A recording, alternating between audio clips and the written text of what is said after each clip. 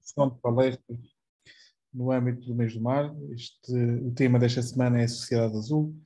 E para este conjunto de palestras vamos ter hoje connosco a honra e o privilégio de ter aqui um conjunto de oradores que têm vindo a trabalhar nesta temática da Sociedade Azul e que muito nos honra, e desde já agradeço a presença quer da Rita Sá, da Alina Souza e também do Nuno Oliveira e do Paulo Ferreira, que irão abordar aqui temas tão diferentes e realmente também algo muito importante para este território, que tem a ver com o projeto Copesca 2, que está a ser dinamizado aqui no território com enfoque na Reserva da Biosfera das Berlengas e a questão do percebo.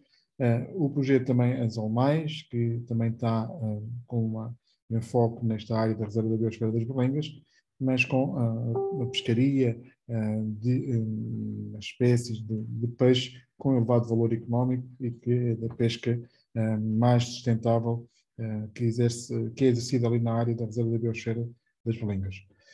E, por último, vamos ter também o Paulo Ferreira, que nos irá falar de um tema um pouco diferente, desta questão da pesca e da mariscagem que é exercida na área da Reserva da Biosfera das Berlengas.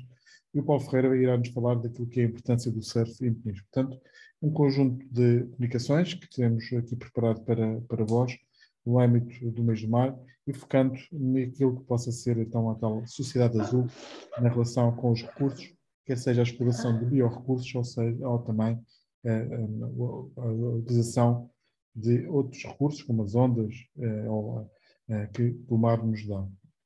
Eu iria, então, iríamos começar com a primeira apresentação, com a primeira palestra da noite 2, com a Alina Souza e a Rita Sá, que irão nos falar sobre o projeto Copesca 2, que é um projeto que está a ser, que foi apoiado pelo Mar 2020 e que permite, ou que pretende claramente, melhor dizendo, implementar um comitê de cogestão para a apanha do percebo aqui na área da Reserva da Biosfera das Berlengas. Sem mais delongas, iria passar então a palavra, julgo, à Rita e depois à Alina, ao Aline e depois à Rita, e depois eles vão dizer, já percebi que é a primeira Alina e depois a Rita, portanto por ordem alfabética, para demonstrar e para também partilhar connosco aquilo que é o projeto Copesca 2. Alina, Rita, bem-vindas, o palco é vosso. Muito obrigada, Sérgio, pela oportunidade também, agradecer em primeiro lugar, desculpem lá, que houve aqui qualquer coisa que não correu. Bem, não é importante só porque eu... Ok, já está, peço desculpa. Então, agradecer em primeiro lugar esta oportunidade que me foi dada, fui convidada em conjunto com a Rita para apresentar este projeto de que muito nos orgulhamos, o projeto Copesca 2, sobre a implementação de um comitê de cogestão para a apanha do percebo na Reserva Natural das Berlengas. Aquilo que eu vou fazer em primeiro lugar é dar-vos um pouco de enquadramento do que é esta espécie e de como é que se chegou a esta possibilidade da cogestão do percebo nas Berlengas, e depois dar-vos alguns casos do projeto em concreto. Então, o percebo é um crustáceo cirrípede, tem uma distribuição gregária, aquilo que nós chamamos pinhas, e distribui-se numa zona extremamente exposta à ondulação, e a sua distribuição é desde a Bretanha francesa até ao Senegal, desta espécie. É um recurso altamente explorado, é um marisco muito apreciado e tem uma elevada importância económica. Relativamente à Berlenga, o arquipélago das Berlengas situa-se a cerca de 10 km do Cabo Carvoeiro, e a Reserva Natural da Berlenga foi designada em 1981. Inicialmente era constituída pelo grupo de ilhas das Berlengas e das Estelas e por uma área de reserva marinha definida pela batrimétrica dos 30 metros. Em 1989 é proibida na área da reserva a apanha de percebo. Em 98, a área da reserva é reclassificada, esta passa a ser definida por paralelos e meridianos, passa a incluir também as ilhas dos Fardilhões e uma área marinha mais extensa, e, portanto, a apanha de percebo passa a ser também proibida nos Fardilhões, nesta altura. Em 2000, sai a primeira legislação portuguesa que permite a apanha de percebo e legisla a apanha de percebo na Reserva Natural das Berlengas. Essa legislação define um número máximo de apanhadores, um montante máximo possível de capturar, um tamanho mínimo, os períodos de defeso, define também zonas de apanha.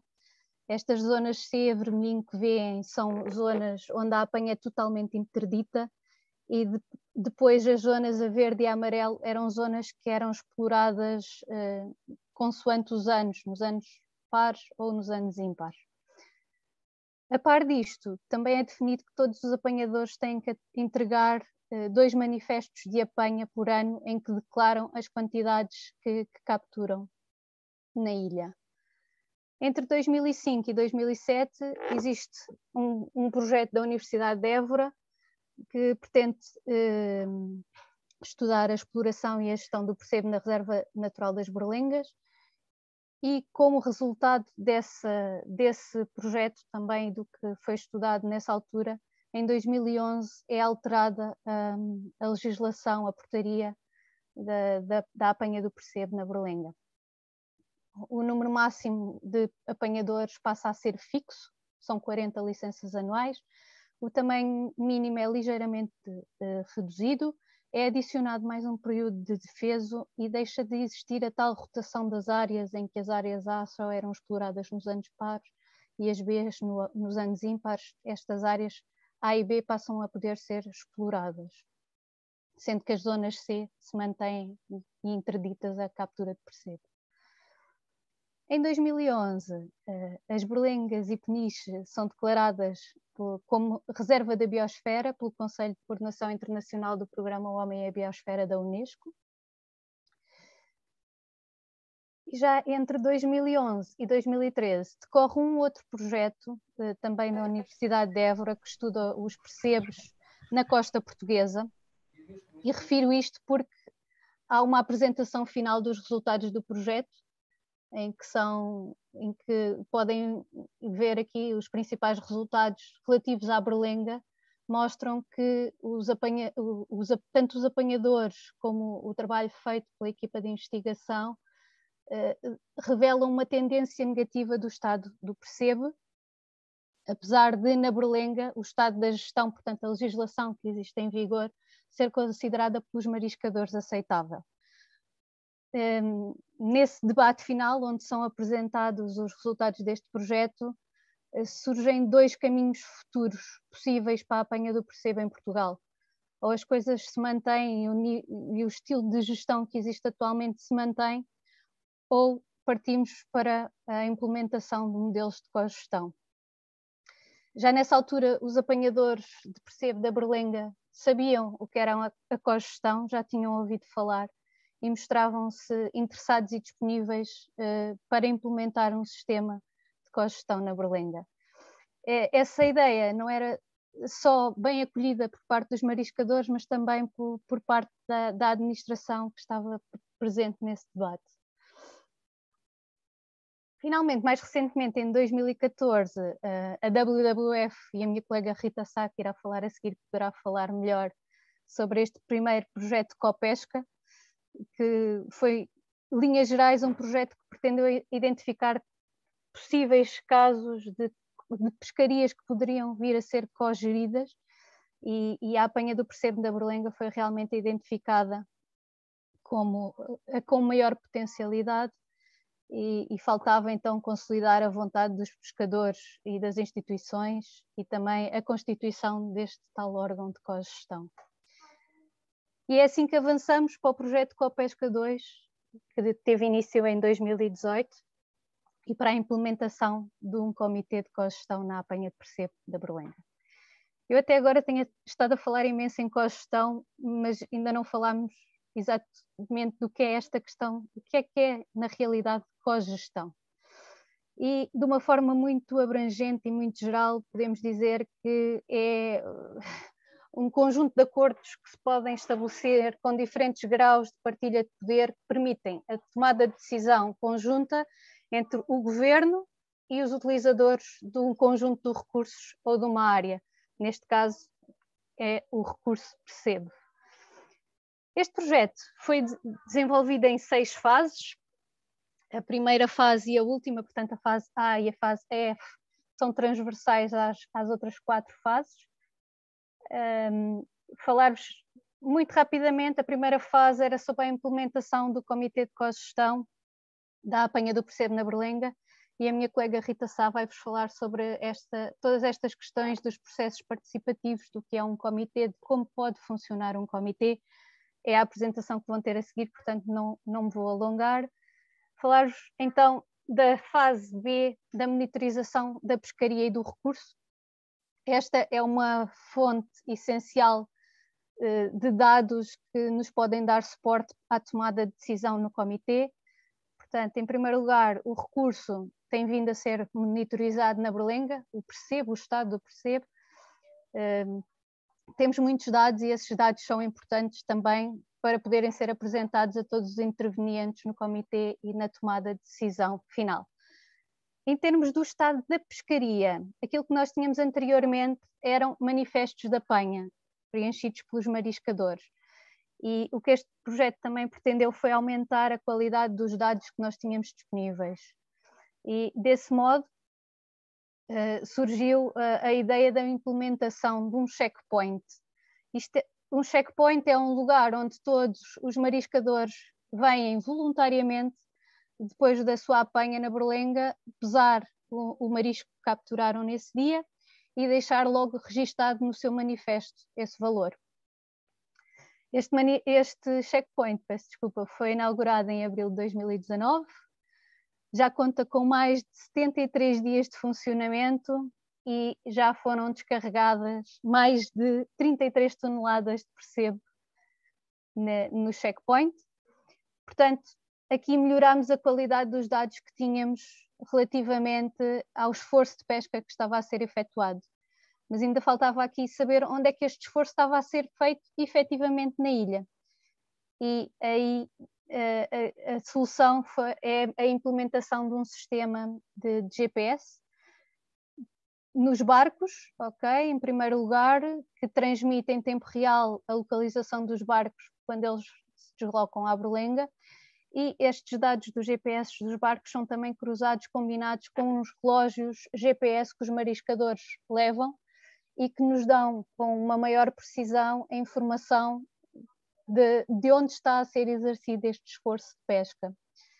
Só para ilustrar um bocadinho o funcionamento destes relógios, portanto o mariscador chega ao checkpoint, sincroniza o seu relógio GPS com o tablet e obtemos então a rota, os locais por onde ele andou. Depois coloca o percebo na balança e a balança também sincroniza com o tablet e registra o peso diretamente na plataforma, portanto ficamos com a quantidade que foi capturada nesse dia associada à rota, portanto aos locais onde o mariscador esteve nesse dia a mariscar. Passando para a fase seguinte, a fase da união e capacitação, que gostava de referir 2 pontos que acho bastante importantes neste projeto. O primeiro foi a realização de um workshop sobre a biologia do percebo direcionado aos mariscadores, porque consideramos que é importante que quem explora um recurso conheça a biologia e o ciclo de vida do recurso que está a explorar. E o segundo ponto que também considero importante foi a oportunidade que foi dada a este projeto de participar num workshop final de um projeto europeu sobre percebos, em que estiveram presentes mariscadores, membros da administração, membros da fiscalização, membros das organizações não governamentais, cientistas e os mariscadores, os próprios mariscadores, de França, de Espanha, nomeadamente da Galiza e das Astúrias, e também de Portugal, e a Reserva Natural das Berlengas também esteve presente neste workshop e foi um ponto essencial também de motivação desta equipa, que trouxe ideias novas, porque foram falar e foram ver como era feita a exploração deste recurso noutros locais. Relativamente à fase D da valorização do recurso, foi desenvolvido um estudo preliminar pela Nova Business School, também com a participação da Fundação Oceano Azul, que fazia uma avaliação de vários cenários de como poderia ser valorizado o recurso, e esse foi uma base de trabalho muito importante para trabalhar depois nas reuniões da formação do Comitê de Cogestão, e uma ótima base de trabalho. Finalmente, sobre a vigilância e acompanhamento da apanha, este é um dos temas mais quentes, continua a ser um dos pontos mais frisados pelos apanhadores, tem sido muito trabalhado nestas reuniões, ainda não chegámos a tomadas de decisão final, mas tem sido realmente muito trabalhado este tema. Finalmente, sobre a comunicação dos resultados do projeto, que é transversal a tudo, gostaria só de frisar mais 2 pontos importantes neste projeto. O primeiro foi quando começou a pandemia e o país fechou, era a altura da apanha do percebo na Berlenga abrir, portanto iria acabar o período de defesa e iria abrir a apanha. E os mariscadores, voluntariamente, falaram entre eles, reuniram-se e vieram contactar as restantes entidades envolvidas no projeto e dizer que queriam fazer uma moratória à apanha do percebo para este não desvalorizar e para garantirem que o recurso ficaria a recuperar numa altura em que só fazia sentido. E para nós foi um grande orgulho realmente que tivesse partido da parte dos mariscadores esta motivação, não é? E não foi nada que lhes tenha sido imposto, foi mesmo a vontade deles. Finalmente, o segundo ponto, é, em primeiro lugar, mostrar-vos aqui uma notícia do Público que fala sobre a publicação de um decreto-lei que permite a criação de comitês de cogestão, e finalmente as outras 2 notícias são relativas a que esta equipa já entregou junto da Secretaria de Estado toda a documentação para a criação do primeiro comitê de cogestão, que será o Comitê de Cogestão da Apanha do Percebo da Berlenga. Esperemos que seja criado em breve.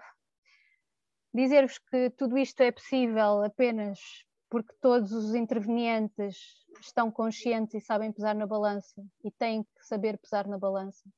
É um equilíbrio constante entre aquilo que são os direitos e as responsabilidades de cada um dos intervenientes, e dizer que tudo isto também é um processo dinâmico que depende muito do diálogo e da conversação, e mostrar-vos aqui que temos muitos desses momentos.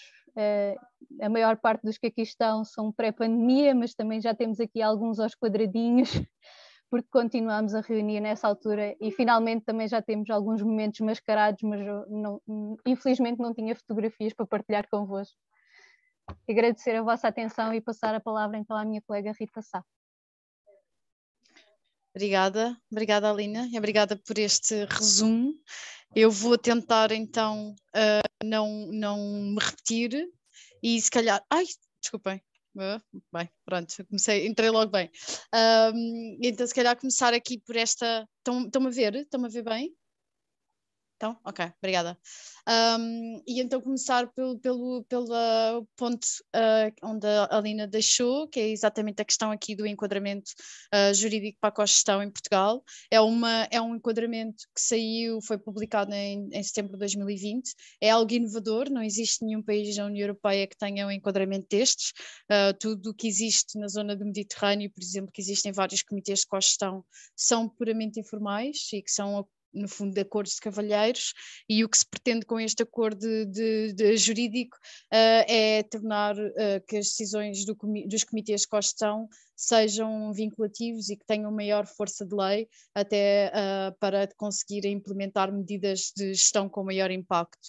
Posso-vos dizer que tem sido algo que tem sido muito procurado por outros países que querem se inspirar no que foi feito aqui em Portugal, para o qual nós todos no projeto contribuímos, e também se inspirarem para tentarem replicar noutras modalidades, obviamente, para os seus países.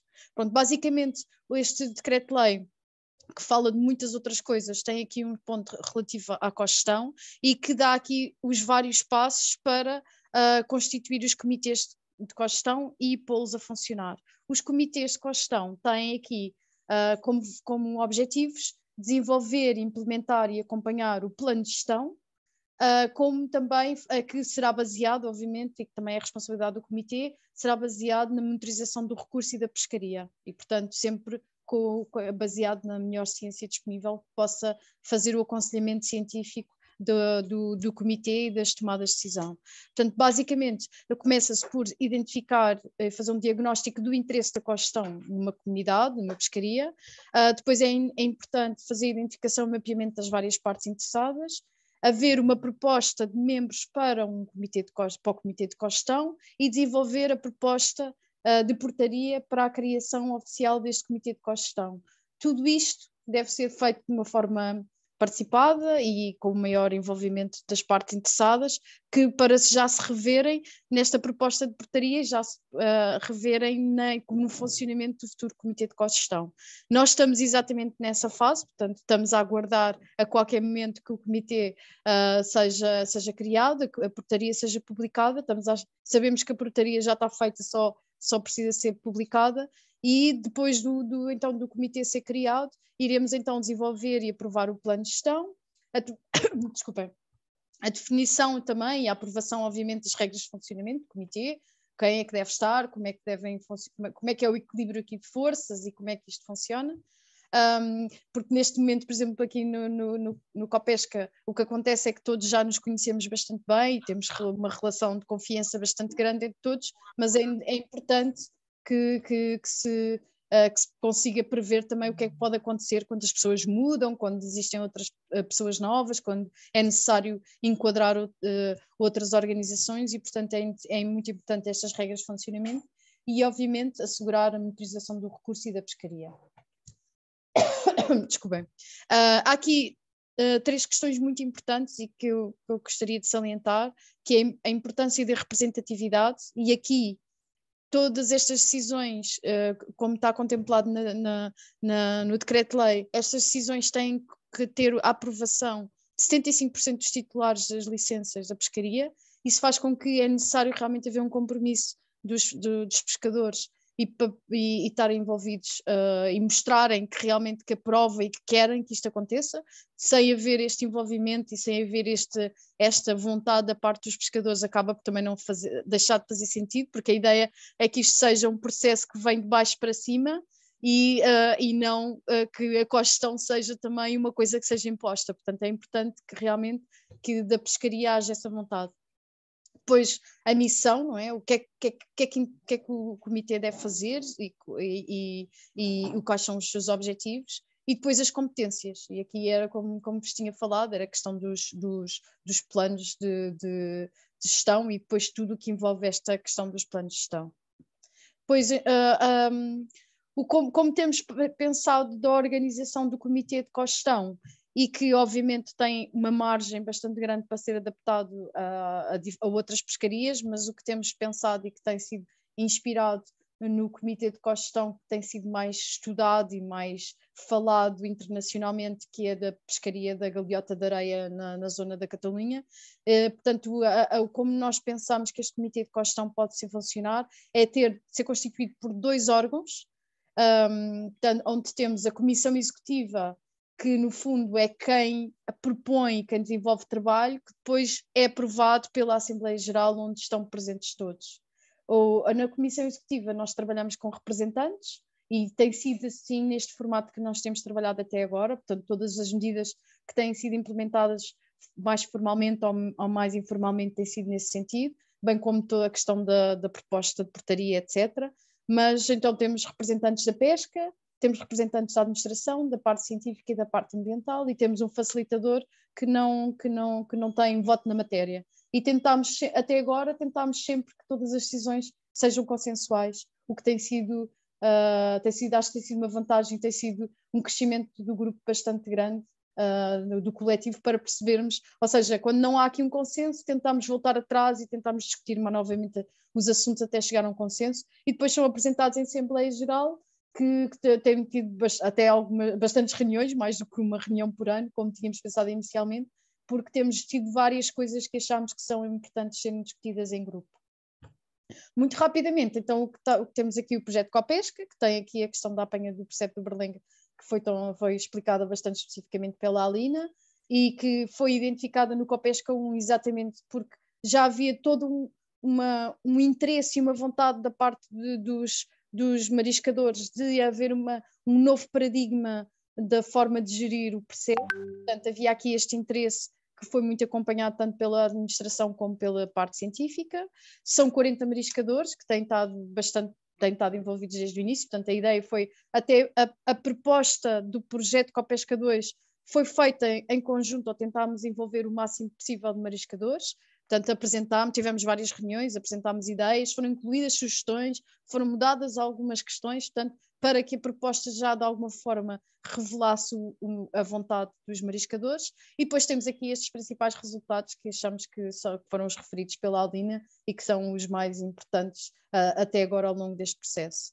Só para vos mostrar outras coisas que estão a acontecer também ao nível da cogestão em Portugal. Há outro projeto que nós também estamos envolvidos, que é o projeto Participesca, que tem a ver com a pesca do polvo no Algarve, que é um mundo um bocadinho diferente. Estamos a falar de 700 pescadores, são 14 associações de pescadores, cerca de 700 pessoas. Até é um recurso também muito valorizado e tem muitas questões importantes ao nível da pesca ilegal e do excesso de artes, etc., que são necessários resolver, e que temos aqui temos estado aqui a trabalhar por áreas do Algarve, para conseguirmos também ter a certeza que não deixamos ninguém de fora e termos a certeza que asseguramos a representatividade tanto das várias associações de pescadores, que temos associações grandes, outras pequeninas, como também muitos municípios, como também aqui diferenças geográficas muito grandes, tanto ao nível da costa ocidental como ao longo da costa sul do Algarve, e portanto há aqui muitas questões que são importantes de serem tidas em conta e que têm sido discutidas ao longo do processo, apesar da pandemia. Então, passando só aqui para terminar, queria-vos dizer, então, em jeito de reflexão, quais são os próximos passos.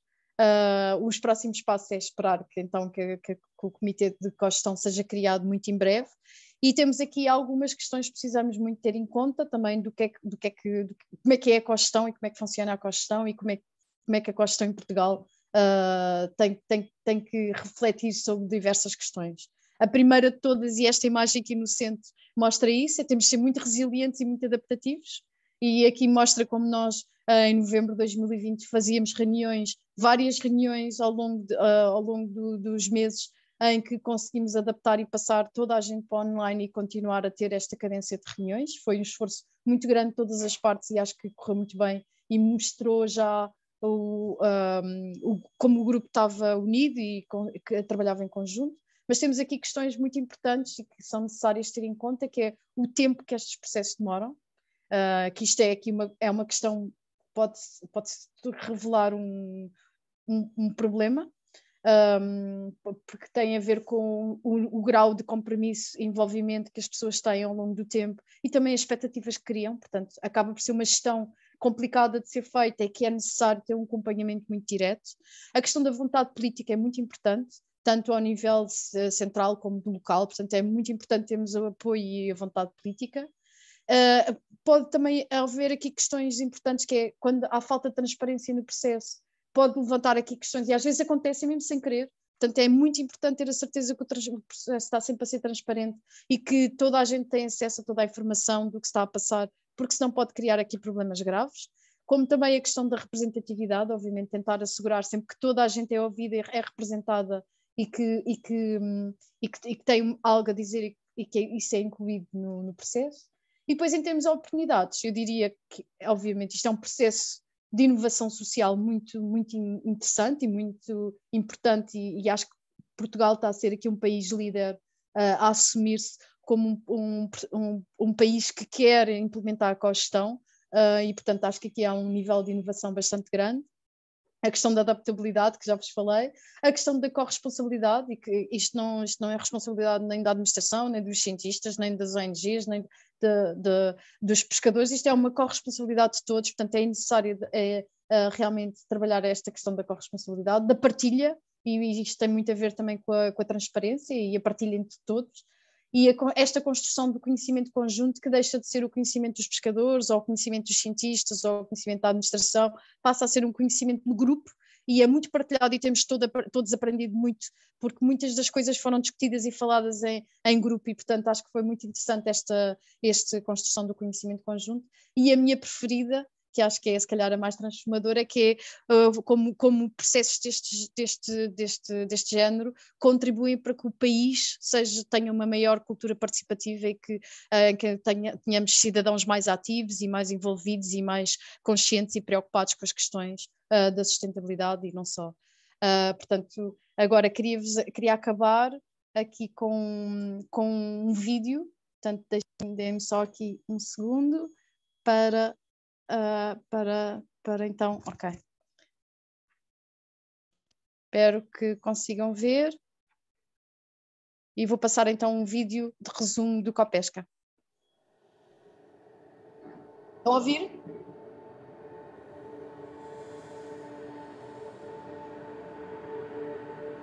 Era uma coisa quase que ia passando de pais para filhos. Os mariscadores normalmente eram filhos de mariscadores. Agora, camadas mais jovens se virarem para esta atividade é uma coisa relativamente recente.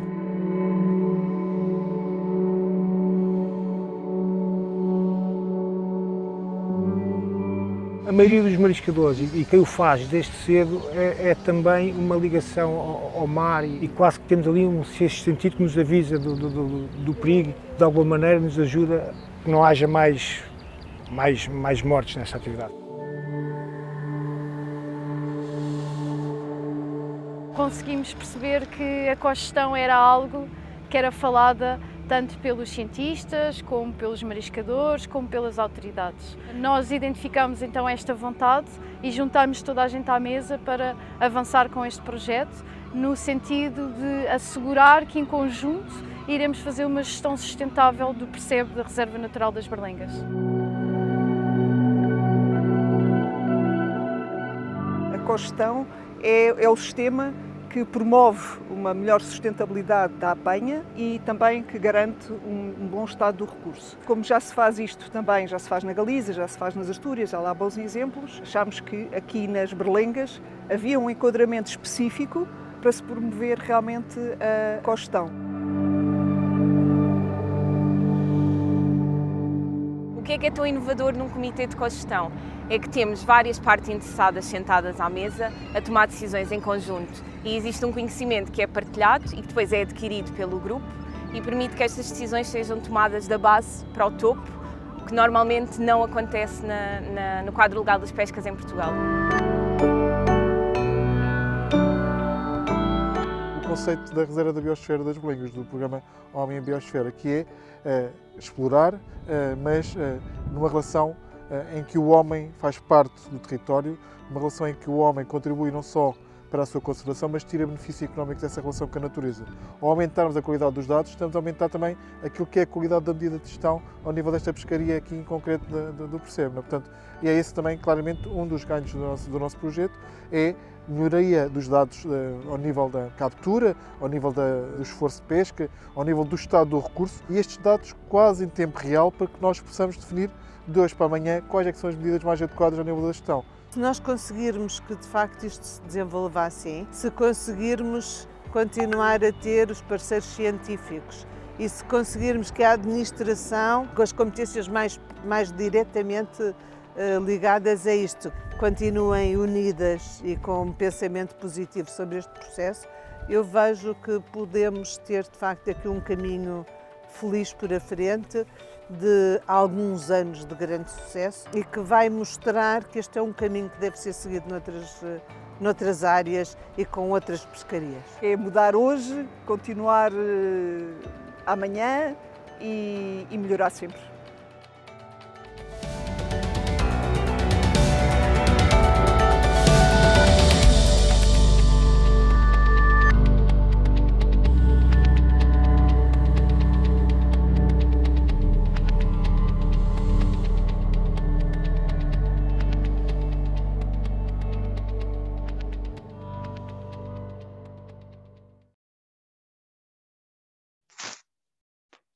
Pronto, acho que é isto. Passo a palavra ao Sérgio. Obrigada.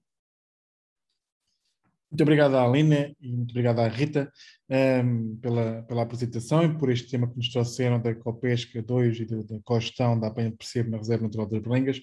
Nós temos agora aqui tempo para algumas perguntas e respostas, quer à Aline, naquela parte mais inicial do projeto, ou à Rita Sá, naquilo que tem a ver com estes sistemas de cogestão implementados não só ao nível da apanha de percebo na Berlenga, mas também aquele projeto que estão a iniciar no Algarve com a questão do povo.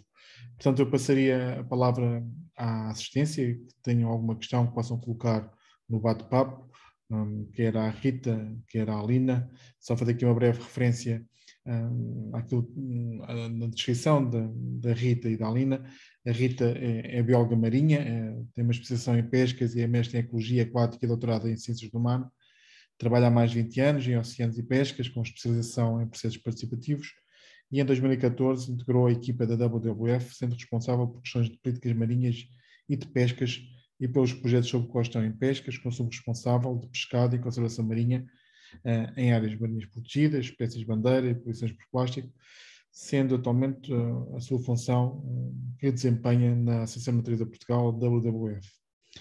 A Alina é investigadora do Maré pela Leiria, é amante do mar por vocação, licenciada em Biologia pela Universidade de Évora e com mestrado em Estudos Integrados dos Oceanos pela Universidade dos Açores e Politécnico de Leiria. Encontra-se desde 2019 a desenvolver o seu projeto de doutoramento sobre a interação entre a ecologia e a gestão da apanha do percebo. Trabalha no estudo e conservação do percebo e das suas pescarias desde 2006. Integra a equipa do projeto Copesca 2, a implementação do Comitê de Cogestão para a apanha de percebo na Reserva Natural das Berlengas, representando o Maré, Politécnico de Leiria e o Maré, Universidade de Évora. Peço desculpa. Muito bem. Eu gostaria de perceber se existe alguma questão que queira ser colocada às duas nossas brilhantes oradoras deste projeto Copesca 2. Se não houver, eu tenho aqui uma questão para ambas as duas, em toda brincadeira, e a questão que eu gostaria de colocar era, quer para a Alina, quer para a Rita, o que no final deste projeto ou deste processo de cogestão, qual é que era a grande satisfação que poderiam ter tudo o que possa vir a ser feito no âmbito deste projeto, ou seja, aquele objetivo que podia como que deixar plenamente satisfeito qualquer investigador, qualquer parte que integra este projeto Copesca 2 do Comitê de Cogestão para a apanha de percebo na Berlenga. Não sei quem quer começar, se a Rita, se a Alina. Eu posso começar, Alina, depois vou tentar ser rápida. Uma das coisas que também nos motiva nestes comitês de cogestão, e é uma coisa que se tem verificado noutros países, é uma coisa muito simples e que é uma coisa que acaba por agradar a toda a gente, traz vantagens a toda a gente, que é no fundo arranjar mecanismos, tanto em termos de gestão como de valorização, etc., que se consiga fomentar que a comunidade pescatória que é dependente de um recurso consiga ganhar mais dinheiro nessa exploração e que essa valorização possa eventualmente até implicar que não seja necessário haver um esforço de pesca tão grande nesse recurso. Portanto, esta acaba por ser aqui uma coisa win-win para todas as partes e acaba por ser uma coisa que acabamos por tentar mostrar com o estudo de mercado que foi feito e tentar procurar caminhos que foram muito estruturantes aqui neste processo e que noutros comitês de cogestão, nomeadamente aqui no Mediterrâneo, essa questão foi gritante e foi altamente motivadora para o compromisso e o envolvimento da comunidade pescatória e, obviamente, todas as outras partes interessadas, mas eu diria que será uma coisa que gostaria de ver a médio e longo prazo. Pronto. E toda a gente feliz, obviamente. Obrigado, Rita. Alina, queres complementar? Complementar apenas para dizer que realmente estou completamente de acordo com a Rita. A maior satisfação seria realmente ter uma exploração sustentável deste recurso, ter um recurso sustentável e ter uma apanha proveitosa, não é? Também para quem explora o recurso e para os apanhadores. E essa seria a maior satisfação de todo este processo, sem sombra de dúvida, e acredito que é um processo e que estamos a caminhar para lá, portanto, vamos continuar. Ok, muito obrigado, Alina, e também à Rita Sá. Não havendo mais questões e aproveitando um pouco a deixa destas visões, destas ambições que possam ser atingidas e que foram partilhadas pela Rita e pela Alina, é também um mote para o próximo orador, Nuno Oliveira. O Nuno é técnico de conservação marinha na SPEI, na Sociedade Portuguesa para o Estudo das Aves.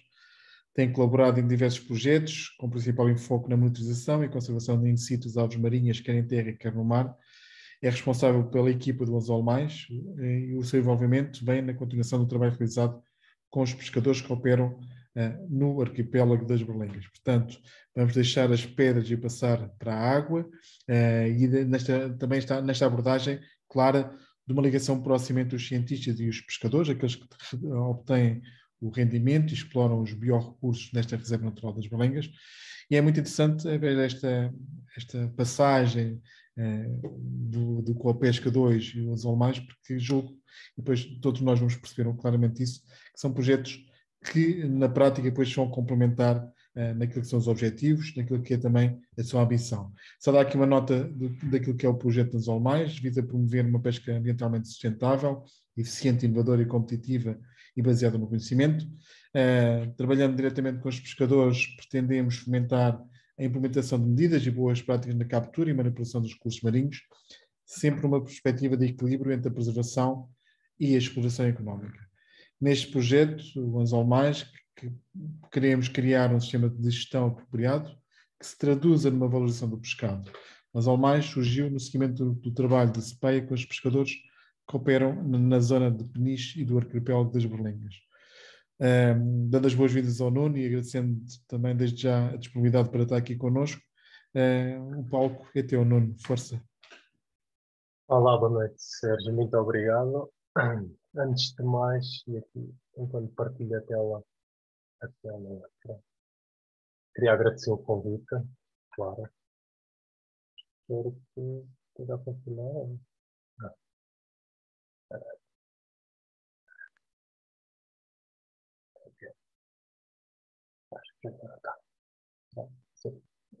Ok, antes de tudo queria agradecer o convite, também dar os meus cumprimentos aos restantes oradores, e claro agradecer a fantástica audiência que temos hoje, a esta hora, que já é um bocadinho tarde. E visto que o Sérgio já avançou em praticamente tudo o que é a minha introdução à minha pessoa e de onde eu venho, da SPEI, e quase que introduziu o projeto todo, mas vou tentar dar um bocadinho mais detalhes do que é isto desta iniciativa que é o Anzol Mais. Foi um projeto que iniciou já em 2019 e que irá até 2022, cofinanciado pelo Mar 2020, em que a SPEI é o coordenador do projeto e conta com o envolvimento e a parceria quer de 14 pescadores que operam na Reserva Natural das Berlengas, como também, claro, conta com a parceria da STM e da equipa da qual o Sérgio Leandro está bastante envolvido.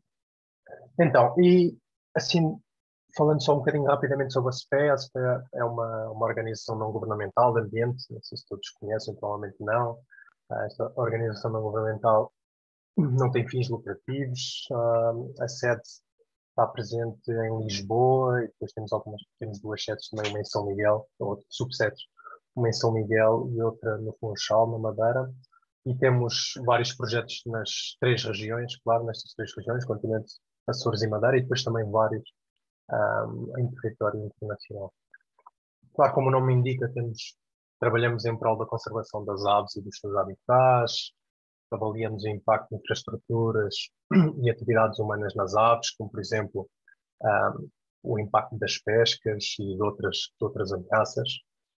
Promovemos uma prática muito ligada ao turismo, que é a observação de aves, em Portugal e não só, nos vários países onde trabalhamos. Desenvolvemos várias ações de educação ambiental e sensibilização. e pertencemos a esta confederação de organizações muito semelhantes à SPEA, que se espalha um pouco pelo mundo todo, que é a BirdLife Internacional. E com isto tentamos trabalhar de uma forma colaborativa, assim um pouco ao nível global. Pronto, e como é que surge a SPEA a trabalhar num projeto tão relacionado com as pescas? De facto, SPEA, Sociedade Portuguesa das Aves, é um bocado estranho ver como é que entramos um bocadinho neste mundo das pescas. E primeiro, como é que entramos neste mundo, de facto, das berlengas e de peniche. O nosso trabalho em peniche começou por volta dos anos 2000 e durante os primeiros 10, 15 anos, até mesmo 2014, o nosso foco era principalmente as aves. Lá está, as aves, a monitorização das aves, a conservação das aves e do habitat tão importante que é a Reserva Natural das Berlengas e mesmo a área marinha circundante. Depois, em 2014, começámos um projeto assim, com uma grande, com um grande impacto, que se focava na Reserva Natural das Berlengas e na Zona de Proteção Especial, que é uma área marinha mais abrangente, foi o Life Berlengas e que durou até 2019. E nesse projeto, não só monitorizámos as aves e as várias componentes do habitat, mas também começámos a trabalhar numa ameaça, ou tentar caracterizar uma ameaça que tudo indicava que era bastante importante, ou que tinha um efeito bastante importante a ter em conta nas aves marinhas, que era a captura acidental em artes de pesca. Okay? E depois, no âmbito do mesmo projeto, fomos testando medidas de mitigação com os pescadores, tivemos vários contactos com os pescadores das berlengas, começámos a embarcar nas suas embarcações, pequenas, médias, vários tipos de embarcações, fizemos muitos inquéritos, e isso fez com que nós começássemos a criar uma relação, basicamente. E foi assim que tudo começou. Começámos a criar esta relação com a comunidade de pescadores daquela área, e não só os pescadores trabalhavam mais diretamente nas berlengas, mas também em peniche, e um bocadinho uma coisa levou à outra, e o que aconteceu foi os próprios pescadores quase que tiveram sei lá, este comportamento de vir ter connosco e abordarem-nos para irmos para a frente com um projeto de valorização da sua pesca, um bocadinho no seguimento daquilo que estávamos a trabalhar, um bocado para tentar melhorar alguns aspectos menos positivos de algumas pescarias, e então tentarmos melhorar esses aspectos, mas ao mesmo tempo valorizar essa pescaria e eles verem de alguma forma algo que fosse valorizado. E algo que fosse valorizado não só pela pesca que é aplicada ou trabalhada numa área tão icónica do nosso país, mas também pelas boas práticas que poderiam ter. E lá está, foi este desafio que nos foi posto até muito pelos pescadores, mais do que nós termos ido ter com eles ao início vieram mesmo ter connosco. E então nós tínhamos tido há uns anos, em 2012, 2013, tínhamos tido um projeto com a Doca Pesca e com a Siena, que era este projeto Vale Mais, e ia muito ao encontro desta vontade destes pescadores da Berlenga, que era, de certa forma, identificar uma série de critérios que permitisse a valorização ou até uma espécie de certificação da pequena pesca ou de pequenas pescarias que trabalhassem em Portugal. Isto porque, de facto, existem diversos processos de certificação de vários produtos e de pesca também, e de peixes também, mas esses processos de certificação, de certa forma, são muito complexos e até acabam por acarretar bastantes custos para os próprios pescadores ou até para as empresas que estão envolvidas na pesca. E como a pequena pesca acaba por ser um conjunto de pequenas empresas ou mesmo microempresas, depois acabam por ter alguma dificuldade em terem ou em participarem num tipo de certificação deste género. Então, foi nesse intuito que surgiu a ideia do Vale Mais. Pronto. E o Vale Mais terminou, basicamente, o grande resultado do Vale Mais foi esta matriz de critérios e uma avaliação piloto de várias pescarias. Pronto, e foi mais ou menos também nesse seguimento, e foi com base nesse trabalho que tinha sido feito pelo Vale Mais, iniciámos este projeto que é o Anzol Mais. Em relação aos objetivos, o Sérgio já avançou muito dos objetivos do Anzol Mais. De facto, o principal, ou o primeiro, é valorizar o pescado capturado pela pequena pesca na área das berlengas, ou da reserva natural das berlengas, tendo em conta estes critérios de sustentabilidade que foram identificados dentro da tal matriz Balmais. Contribuir para a recolha de informação e acompanhamento dos recursos pesqueiros desta linha, se calhar um pouco à semelhança daquilo que foi falado anteriormente, que está a ser feito no âmbito do Copesca 2, não é? É muito importante esta recolha de informação muito precisa para depois se poder implementar medidas de gestão, quer a que nível for, quer seja uma medida de gestão mais relacionada com a gestão, ou uma medida de gestão mais voluntária, que é um pouco naquilo que o Anzol Mais se baseia. Também, outro objetivo foi criar este guia que assegura a aplicação das boas práticas no futuro, porque, de facto, o Anzol Mais não espera ser um projeto com um término. Claro que tem um término, tem um início e tem um fim, mas nós consideramos este projeto, esta iniciativa, como uma ferramenta para que depois possibilite os pescadores, estes pescadores com quem trabalhamos e até futuros interessados em continuar com o programa, de manterem este sistema, esta valorização. Okay? A ideia é mesmo que este projeto seja um bocadinho um motor de arranque de toda esta iniciativa, que é a valorização desta pesca. E, claro, sensibilizar a comunidade pescatória para a importância do trabalho conjunto entre pescadores e investigadores, porque, como muitos de vós devem saber, há uns anos parecia que havia um bocadinho uma barreira, não só entre pescadores e investigadores, mas também com ambientalistas. Parece que havia uma grande barreira que impossibilitava o trabalho em conjunto destes três grupos, principalmente. Okay? Os pescadores estavam sempre um bocadinho metidos de parte.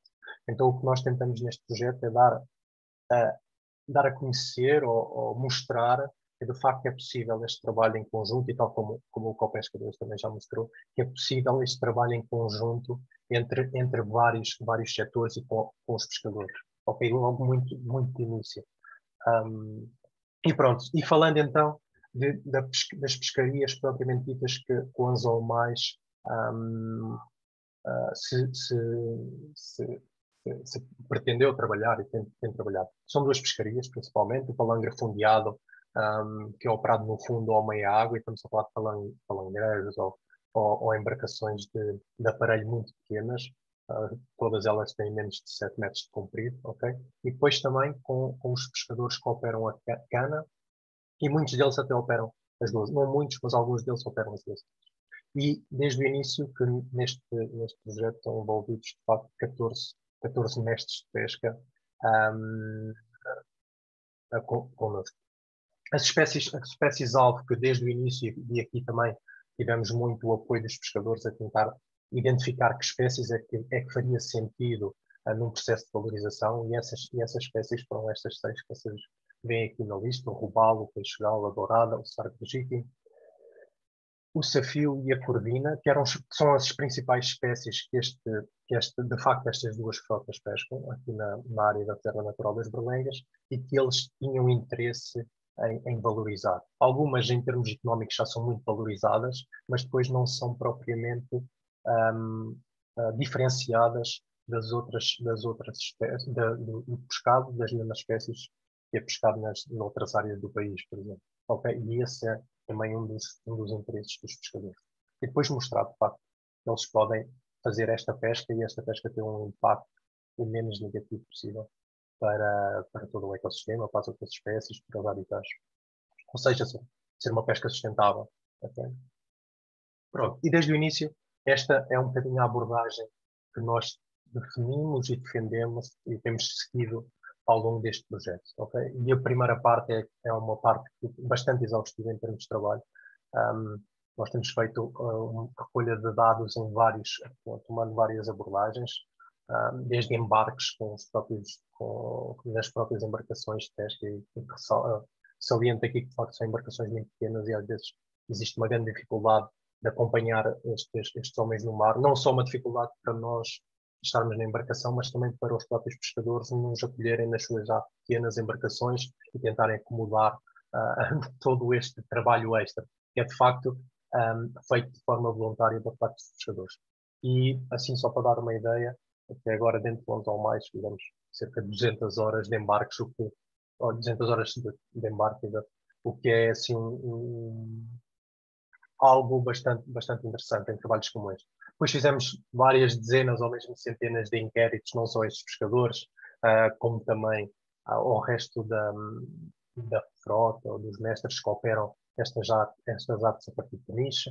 Também incluímos instalámos sistemas de localização nas embarcações para permitir, assim também aqui a repetir, aquela iniciativa do Copesca 2, de saber rastrear onde é que os locais e o esforço de pesca desta frota, ok? Porque só com estes dados é que depois conseguiremos, de facto, justificar a sustentabilidade ou um dos pontos de sustentabilidade desta pescaria, que é o esforço da pesca e aquilo que eles retiram destes recursos. E também estamos a utilizar ultimamente para colmatar todas as lacunas que possamos ter de conhecimento, diários de pesca que estão a ser usados diariamente e preenchidos pelos próprios pescadores. E não sei se é algo que a audiência ou alguns de vós têm noção, mas de facto a pequena pesca em Portugal é uma das pescarias, é uma das frotas, se considerarmos assim a frota de pesca, a pequena pesca e a pesca industrial. A pequena pesca, apesar de incluir uma grande percentagem de embarcações, ou cerca de 80%, 85% ou mais das embarcações em Portugal pertencem à pequena pesca, mas os dados disponíveis de esforço de pesca ou de toda a atividade é muito, muito reduzida, porque tem havido, de facto, uma falha neste tipo de informação. E para suportar um projeto destes, ou uma iniciativa de valorização como aquela que propusemos no Onze ou Mais, de facto é muito importante ter esta informação de base, okay? Para podermos, de facto, justificar estas pescarias respondem a toda uma série de critérios, lá está, os tais critérios balneares. Pronto, e depois, pegando em toda esta informação, o que fizemos foi a primeira caracterização da pesca à linha. Okay? A par disso, logo, muito de seguida, com a mesma informação e outra que juntámos, fizemos a primeira avaliação da pescaria e lá está, utilizando os tais critérios de Balmais, que têm vários domínios, são 4, na verdade: critério ambiental, social, económico e da gestão da pescaria. Ou seja, apesar de tudo, apesar de se tentar que seja um sistema simples, é um sistema bastante complexo. E ao mesmo tempo fizemos, primeiro identificámos ou criámos aquilo que se chama o referencial de sustentabilidade, que é uma ferramenta normal nestes processos, e basicamente é como um guia de instruções que os pescadores devem seguir para conseguir garantir que a sua pesca é sustentável, ou seja, as normas ou as regras ou os critérios vão mais. Ok? E então, de facto, quando fizemos esta avaliação, voltando ali ao ponto anterior, claro que há muitos pontos, que nem todos os pontos são positivos, né? Houve vários pontos negativos que encontramos, e logo aquilo que houve por parte dos pescadores e todo este processo inclui uma proximidade, um contacto, uma comunicação muito próxima e muito direta com os pescadores, logo se comprometeram de facto a melhorar todos os aspectos menos positivos. E neste momento, de facto, e depois a seguir, claro, a ideia é fazer a valorização e a rotulagem do pescado para que o cliente ou os compradores, porque os pescadores não vendem diretamente para os clientes, para nós compradores e consumidores, mas seguem uma linha de mercado, mas para que numa primeira instância os compradores consigam identificar que de facto há um produto que é diferente, é diferenciado, e depois a nossa ideia é que esta identificação vá possa mesmo chegar ao consumidor final. Isso era mesmo o ideal neste momento. E a par disto tudo, este último ponto, esta comissão de acompanhamento, de facto, não é o fim da abordagem, mas é algo que é um bocadinho transversal, é uma comissão que compreende praticamente todos os órgãos privados e públicos com competências na pesca ou com interesse na pesca, quer a nível local, neste caso na Reserva Natural das Berlengas e na área de Peniche, ou mesmo a nível nacional, ok? E inclui as direções, a DGFM, o ICNR, tendo em conta que a Reserva Natural das Berlengas é uma área protegida, as entidades responsáveis pela fiscalização. Pronto, tentamos mesmo o poder local, neste caso a Câmara Municipal de Peniche, e a ideia é mesmo que haja um acompanhamento, primeiro uma informação, saberem que toda esta iniciativa está a decorrer, e depois que haja um acompanhamento desta comissão ao longo das várias etapas do Anzol Mais. Então, e em que ponto é que nos encontramos neste momento? De facto, como eu já referi anteriormente, o referencial de sustentabilidade está publicado e uma um dos locais onde colocamos toda esta informação é o site do Anzol mais à frente já bem qual é que é. O referencial de sustentabilidade está publicado, foi discutido, claro, com os pescadores e todos concordámos neste guia lá, neste guia a ser seguido, um bocado como receita para a valorização daquele pescado. A caracterização da pesca à linha também está feita e é uma caracterização muito, muito minuciosa que contou aqui com este terceiro ponto, que é o levantamento do estado dos recursos-alvo, daquelas seis espécies, por parte da STM. Foi aqui o grande contributo da STM neste projeto. É de facto que eles têm a experiência, de facto nós, SPEA, trabalhamos mais com aves, também temos trabalhado muito com as pescas, por isso temos já bastante experiência com a pesca ou com a parte da gestão da pesca, principalmente da pequena pesca, mas de facto faltava-nos o conhecimento e a experiência nisto que é o levantamento do estado destas espécies-alvo. E então a STM tem feito muito, muito bem esse trabalho e tem levado a cabo diversas monitorizações e feito várias abordagens e também, lá está, nesta caracterização da pesca à linha encontra-se uma parte do seu trabalho e dos primeiros resultados deste levantamento. E pronto, e a primeira avaliação de facto já foi realizada. Agora, os próximos passos terão de ser e são num futuro muito, muito, muito próximo, até porque começamos quase a chegar ao fim desta iniciativa e do Anzol Mais, e agora o que queremos é, de facto, garantir a melhoria daqueles pontos identificados na primeira avaliação, e isto já está praticamente atingido. Quer dizer, há o compromisso por parte dos pescadores, agora é preciso, de facto, que esse compromisso se vejam os resultados deste compromisso de alterar alguns comportamentos ou alguns pontos menos positivos.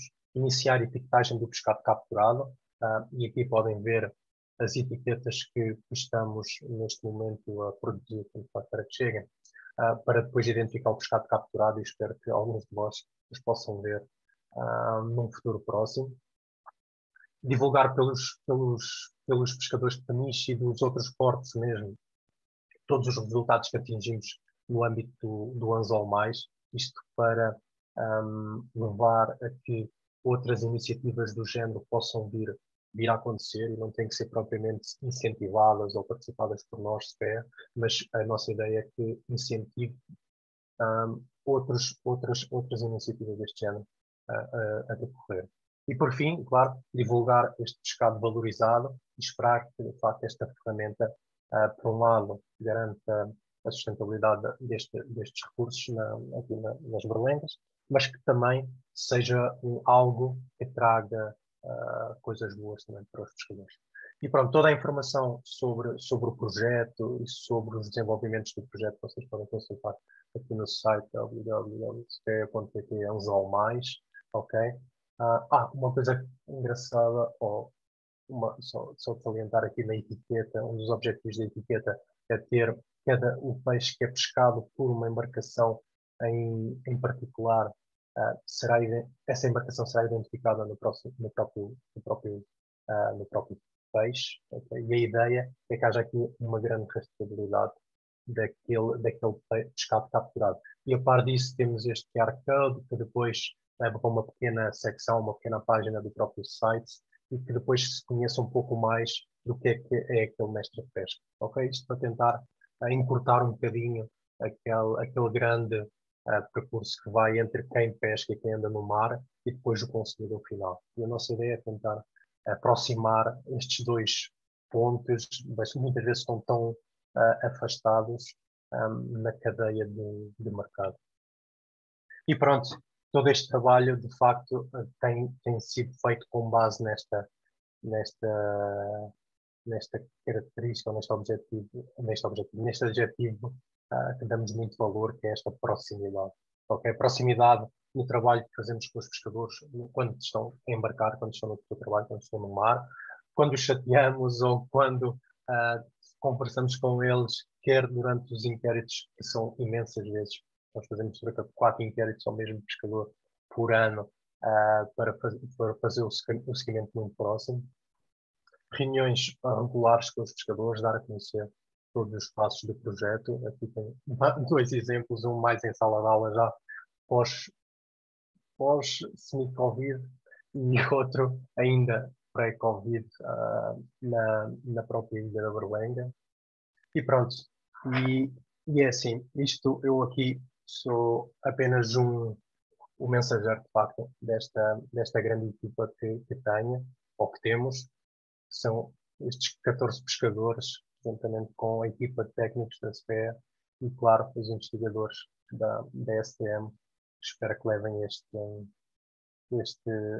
iniciativa a bom porto. E aqui só uma coisa muito rápida de porque é que nos importamos de facto com isto e porque é que estamos tão... o que é que nos motivou a levar para a frente um projeto deste género que sai tão fora do nosso objeto de trabalho. É porque, de facto, a captura acidental de aves marinhas em artes de pesca é uma das principais ameaças das aves marinhas no mar. Na Europa, estima-se que 200.000 aves sejam capturadas em artes de pesca todos os anos. Em Portugal, a coisa não é assim tão diferente. Há uma captura acidental muito, muito generalizada em várias artes e nós achamos que o anzol mais seria também uma ferramenta para melhorar este trabalho que temos feito com os pescadores. Okay? Aqui é só um resultado breve, um resumo um dos resultados do Life Berlengas, onde fizemos uma caracterização muito minuciosa do que é a captura acidental de aves marinhas na Berlenga, ou na área marinha das Berlengas, e como podem ver, os números são bastante assustadores, por um lado, mas por outro, dizem-nos que temos de facto que trabalhar com este setor e que temos que trabalhar em conjunto para tentar ultrapassar estas ameaças, ou corremos o risco de, no futuro, não ter estas espécies que acabam por ser tão emblemáticas. E finalizo assim, uma vez mais, acompanhem-nos no site do projeto, do Anzol Mais, ou no site da SPE, em todos os canais da SPE. Espero que não se tenham adormecido ainda. E obrigado. Obrigado, Nuno, pela excelente comunicação que nos trouxe e desta visão do Anzol Mais e da importância que vai claramente assumir para este território e para a Berlenga naquilo que diz respeito à pequena pesca. E há aqui, claramente, muitos paralelismos que nós podemos estabelecer com a questão do projeto Copesca 2. Um deles é desta proximidade com a comunidade dos pescadores, não é? Que faz toda a diferença se nós queremos alcançar a tal sustentabilidade. Não é? E a minha pergunta para o Nuno é, claramente, se perguntasse e pudesse responder de modo muito breve qual é que tem sido, ou qual é que foi até agora o grande... aquilo que foi alcance, mas aquilo que foi alcançado realmente com o projeto, aquilo mais emblemático, o que é que o Nuno faria do projeto Anzol Mais? Mais emblemático? Bom, primeiro logo inicialmente, okay? Eu acho que só o projeto em si, só a ideia do projeto Eu trouxe, de facto, 14 pescadores pessoalmente a envolverem-se numa iniciativa deste género. Eu acho que logo aí, bem, foi algo que me motivou bastante logo desde o início.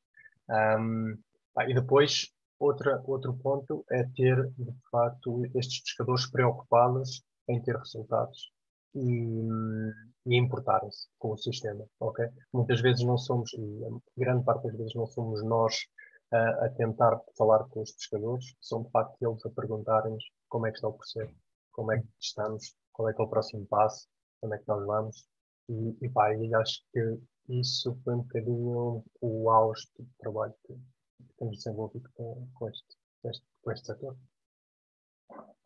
Ok, muito obrigado, Nuno, mais uma vez. Obrigado.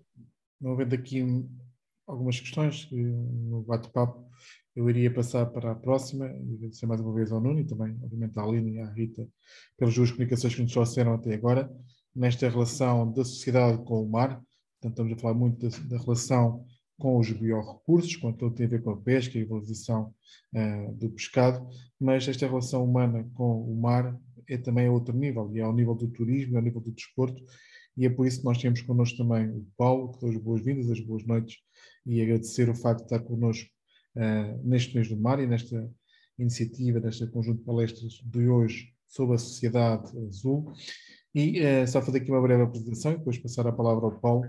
O Paulo é bancário de profissão, responsável de parcerias, é presidente do Peniche Surfing Club e do Grupo Desportivo de Peniche, tem 35 anos de experiência na organização de eventos, dos quais vários eventos internacionais, na sua grande maioria eventos desportivos, federado em 4 federações desportivas, é também diretor técnico internacional de 5 modalidades e ex-juiz internacional.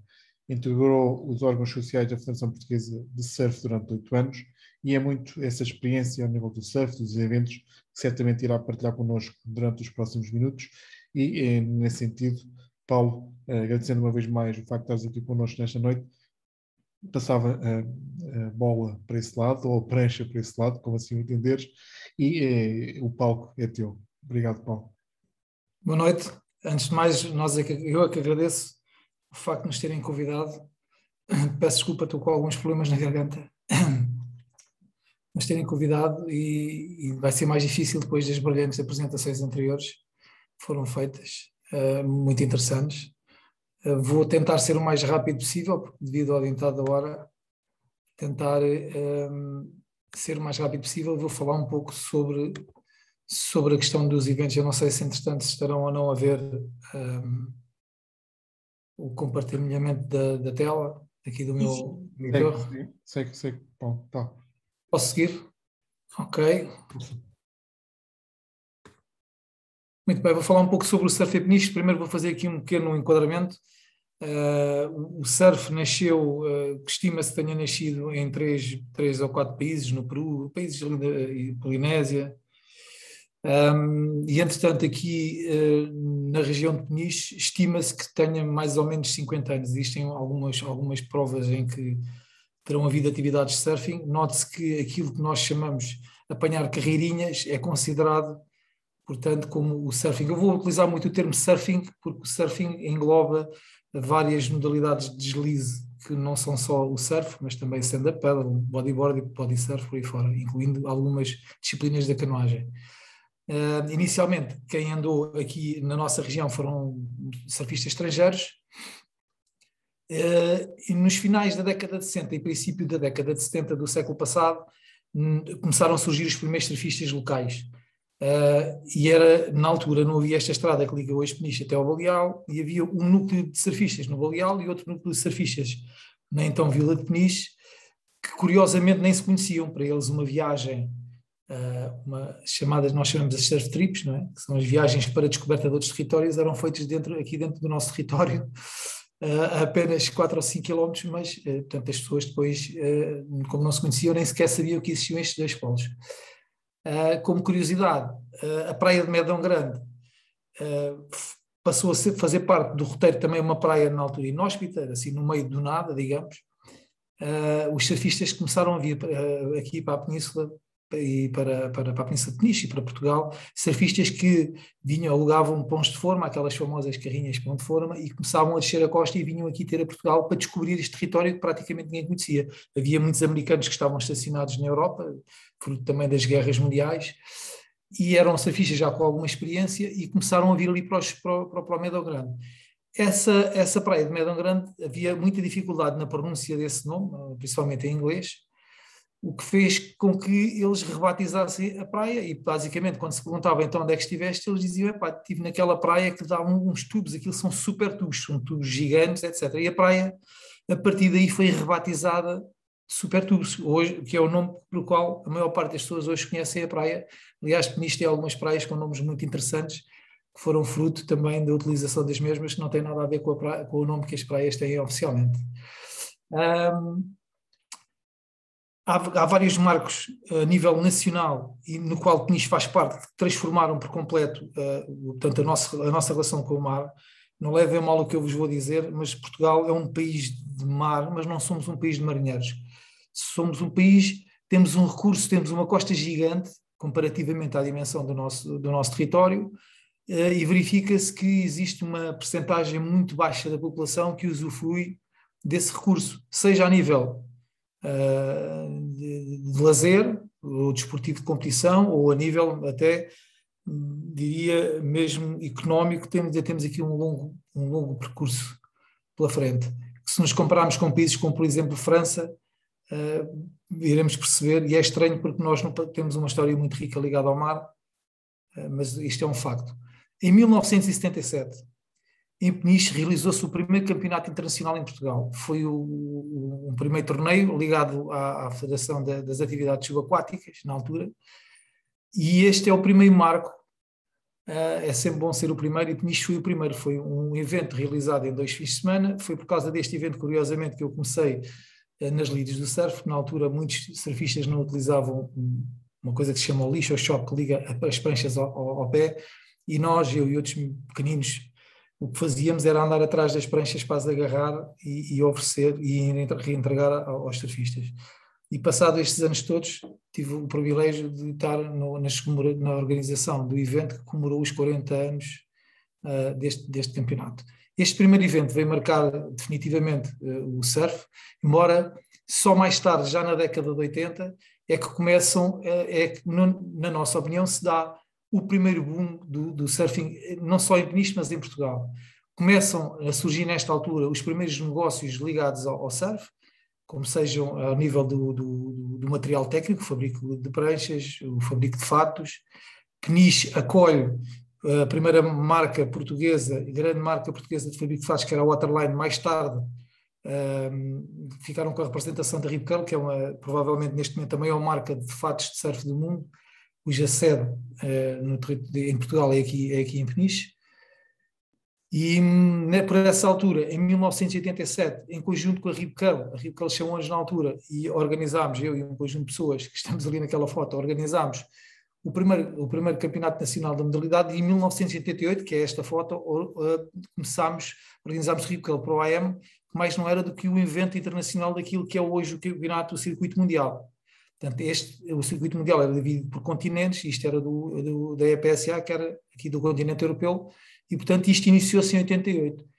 E após estes eventos, o panorama mudou radicalmente aqui em Peniche. Isto coincide também depois com a Comissão de Instalação da Federação Portuguesa de Surf, com o advento depois, mais tarde, da formação da Federação Portuguesa de Surf. Os atletas portugueses, ainda mesmo sem acompanhamento nesta altura, começam a ter alguns resultados, mesmo lá fora, e Portugal afirmou-se como um destino, já nesta altura, um destino privilegiado para a prática de surf. Peniche tem características únicas, não só para todos os esportes náuticos, não só para o surf, devido à sua configuração geográfica, e Peniche tem condições únicas. A existência do arquipélago das Berlengas também nos permite organizar alguns eventos que promovem também o nosso território noutras modalidades, como sejam a natação de águas abertas, a canoagem de mar, o remo de mar. Fomos, aliás, a primeira prova que houve de remo de mar foi feita aqui em Peniche. Relativamente aqui à questão do Peniche Surfing Club, tem este nome comercial, embora de verdade se chama o Península de Peniche Surf Club. Nessa década de 80 fundámos uma associação, que é a Associação de Educação Física, Cultural e Recreativa Penichense, aqui histórica em Peniche, e nós, na altura, como não tínhamos no suporte, fomos ter com a associação e fundámos uma secção, e nessa altura demos o nome de Peniche Surf Club à secção.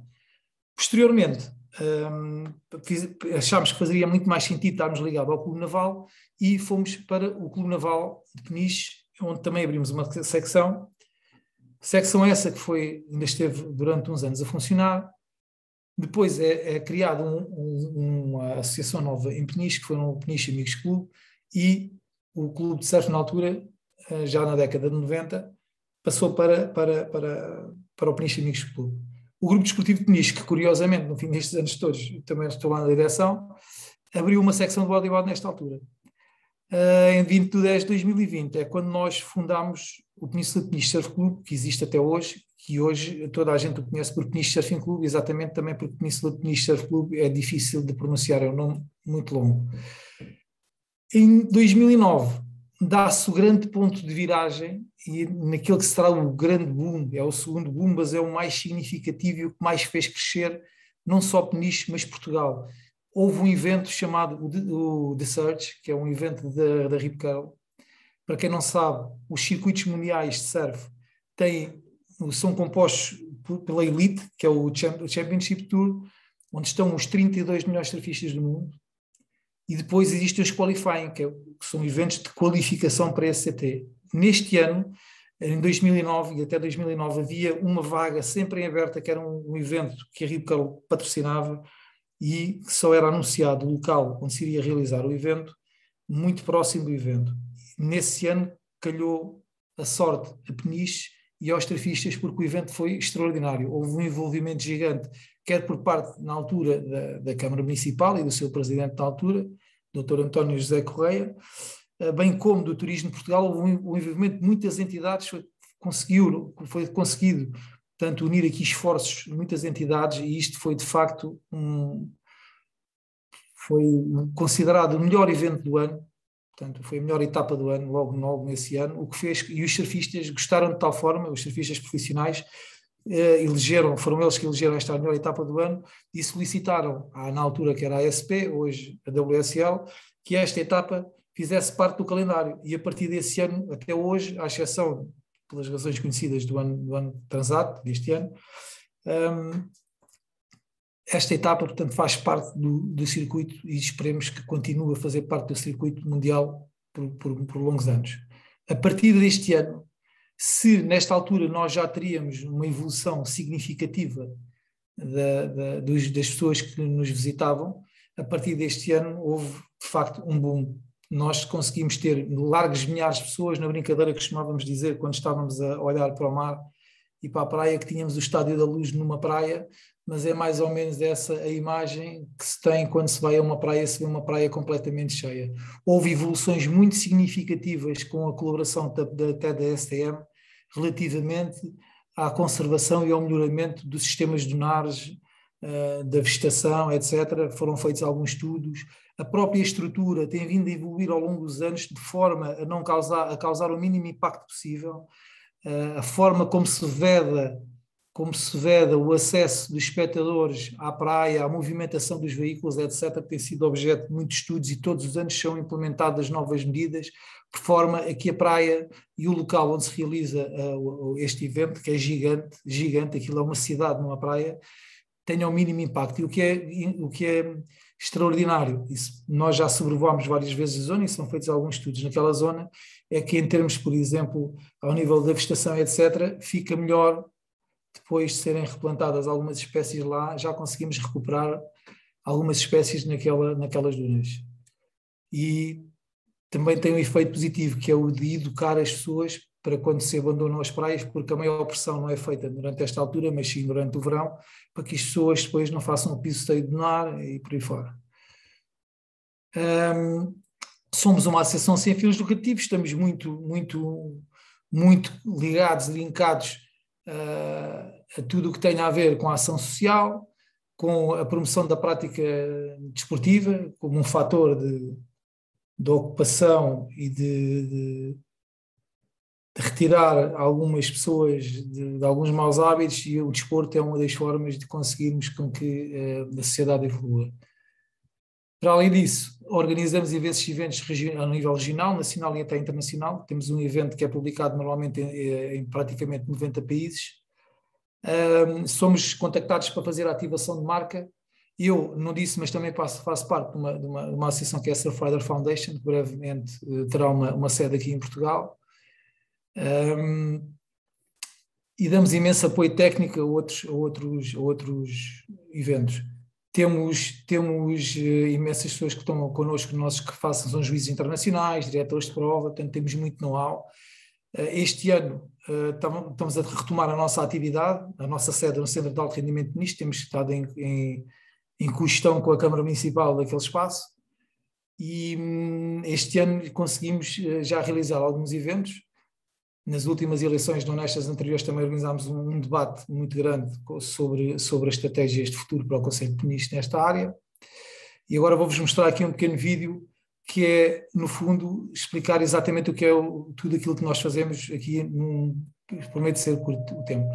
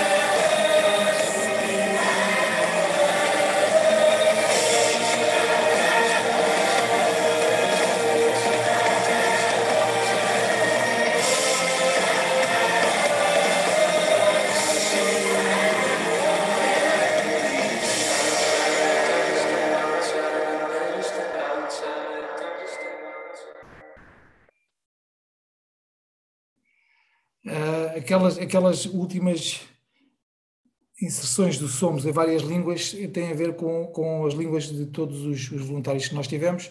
Nós, em 2020, pelas razões que devem imaginar, não temos aqui os totais, temos os 2019, tivemos 733 voluntários durante o ano todo a trabalhar connosco, sempre mais do sexo feminino do que do sexo masculino, e participaram nas nossas atividades diretamente, de forma direta, 6.890 pessoas. Também mais elementos do sexo feminino do que do sexo masculino.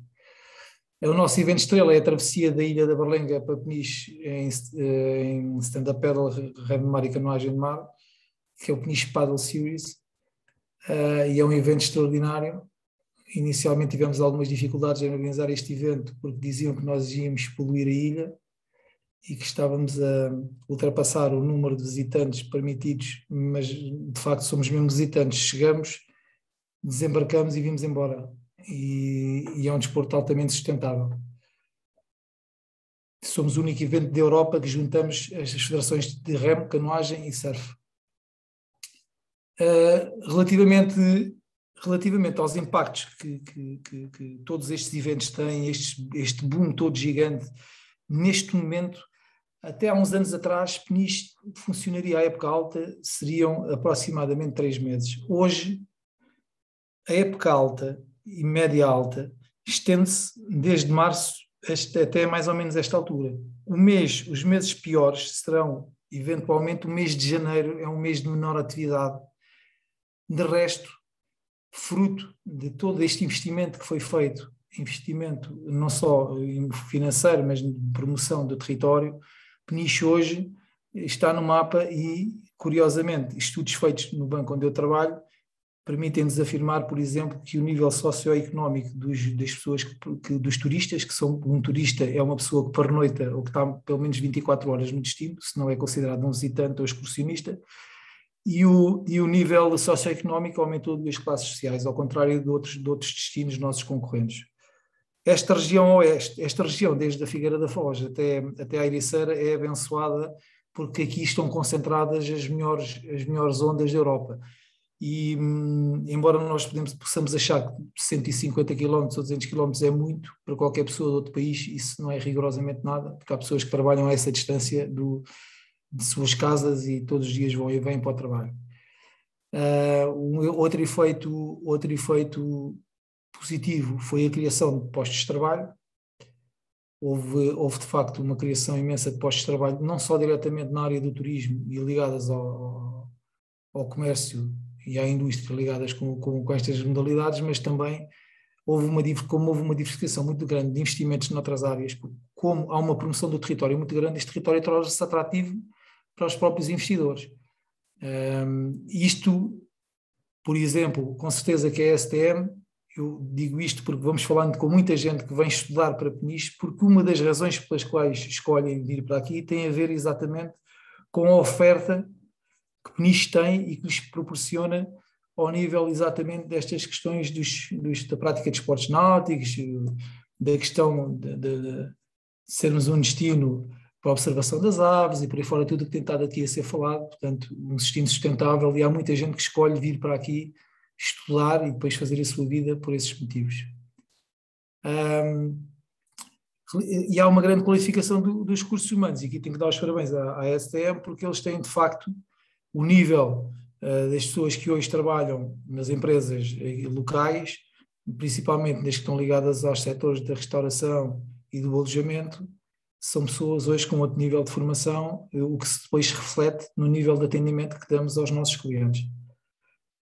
Há aspectos menos positivos que têm a ver com a massificação. A massificação, neste momento, Peniche sofre de um crescimento descontrolado por falta de legislação. O legislador não é a Câmara Municipal, nem os agentes locais. A nível nacional continua sem haver legislação para este setor. A que há é muito pobre, quase que as próprias capitanias podem legislar da forma como quiserem, e isto faz com que haja imensa. Peniche é um destino privilegiado para imensas empresas que praticam animação turística, que vendem experiências, nomeadamente experiências de surf, e não é anormal vermos em Peniche, quase a nível diário, mais de 150 a 200 empresas, portanto, que estão a operar aqui. Como devem imaginar, os recursos sofrem uma pressão gigante, e isto tem impactos muito negativos, e é um impacto de uma pressão muito grande sobre a comunidade local, ao ponto de, por exemplo, os veraneantes terem alguma dificuldade em determinadas zonas daqui da nossa península de irem a banhos, porque a água está completamente ocupada com pessoas a praticar desportos náuticos, e isso tem um impacto muito negativo sobre a comunidade local, mas não é só aqui, é em todos os destinos. Seguramente que Peniche hoje não é igual ao que era, mas seguramente que o futuro também, com a questão da regulamentação, que se espera que a médio prazo esteja aprovada ao nível local, que possa também no futuro regulamentar aqui toda esta atividade. E de resto temos a agradecer-vos. Vou só rapidamente mostrar aqui uma coisa muito rápida, que foi um vídeo que nós fizemos e da qual temos imenso orgulho, que fizemos em conjunto com a WSL na altura que houve uns incêndios muito grandes em Portugal, só para perceberem o tipo de trabalhos em que nós estamos a fazer em parceria com algumas organizações. Obrigado. On Sunday, October 15, wildfires spread across Portugal, causing damage and killing more than 40 people.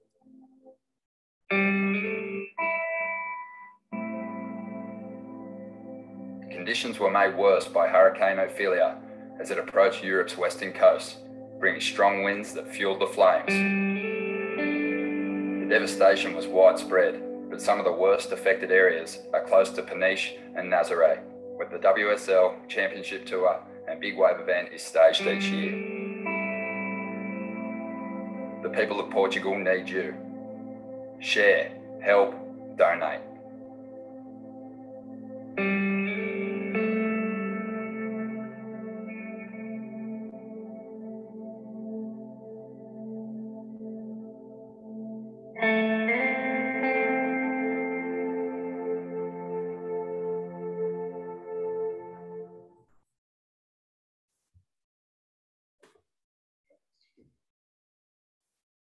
Está feito, Sérgio e restantes.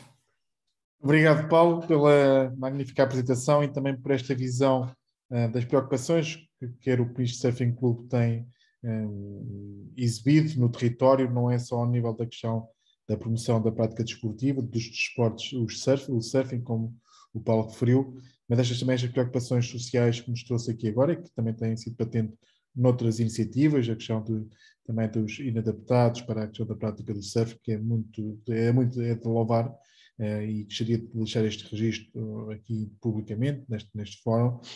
Mas há aqui todo um trabalho que o Peniche Surfing Club tem feito, como disse há pouco, na promoção do desporto a nível local, mas trouxe-nos aqui também aquilo que tem sido os impactos positivos da exploração deste recurso do mar, naquilo que diz respeito às ondas.